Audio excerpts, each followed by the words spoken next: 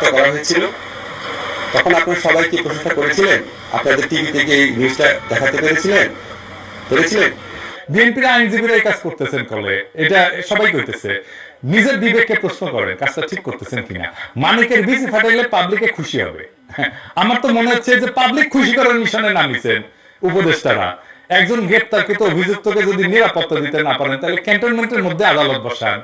Cantonment ছাড়া তো এখন আপনাদের কোনো গতি নাই। কিছু হলে ক্যান্টনমেন্ট, কিছু হলে আর্মি, তো যান ক্যান্টনমেন্টের মধ্যে যে আদালত বসান, ওইখানে নিরাপত্তা দিতে পারবেন। তো মানিকের উপরে হামলার জবাব কিন্তু প্রফেসর ইউনূসকে দিতে হবে, আজ হোক কাল হোক এক সময় দিতে হবে। বিএনপির আইনজীবীদের কেউ এই প্রশ্ন করবে না।